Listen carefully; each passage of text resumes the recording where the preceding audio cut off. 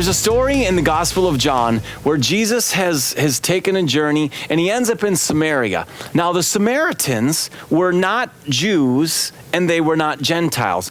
They were a mix. They were when Jews and Gentiles got married, which, you know, the Gentiles pretty much hated the Jews. The Jews pretty much hated the Gentiles. So the Samaritans were hated by everybody because Gentiles said, well, you're a part Jewish, and the Jews would say, you're part Gentile. So there's this woman, and she's out at a well about noon. Now, what's significant about that? Well, the time of day when people would go get water was in the early morning when it was cool, or in the evening when it was cool. But nobody went in the heat of the day. So here's this woman who's not good enough to be a Gentile. She's not good enough to be a Jew. She's a Samaritan. And not only is she a Samaritan, but apparently she's not even good enough to hang out with the other Samaritans, because she's going out in the most inconvenient, hottest part of the day to draw water. Well, Jesus meets her there, and they begin this conversation, and over the course of the conversation, she realizes there's something pretty significant about Jesus. And then she asks Jesus an interesting question. She says, the Samaritans say we should worship here. The Jews say we should worship there. Will you tell me, where should we worship? Now you say, well, that question doesn't sound that interesting. Well, she wasn't really asking, where do I worship?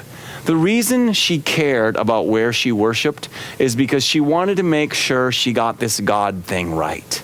She wanted to do what she could to please God. And if she needs to worship in Jerusalem, then she better go to Jerusalem. If she needs to worship in the mountain, then she better go to the mountain, because she wants to please God. See, really, the question that she is asking Jesus is, how do I get in favor with God? How do I make sure that I'm on his good side?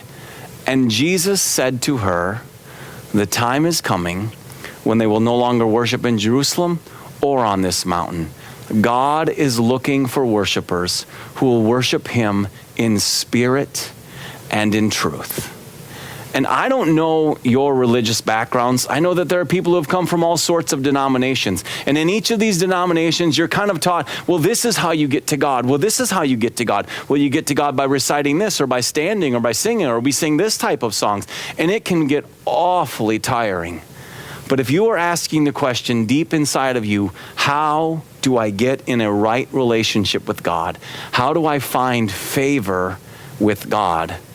Then the answer that Jesus gave is the answer I will give. God is looking for people who will worship in spirit and in truth. He wants the truth of who you are, the truth of your heart. And God is spirit, and he wants your spirit. He wants you to give all that you are to him. When Jesus was asked, what is the greatest commandment? He said, it is to love the Lord your God with all your heart, with all your soul, with all your mind, and with all your strength. And so I just pray that little by little, day by day, you can love him more, because that is what he wants. He wants you. God bless you.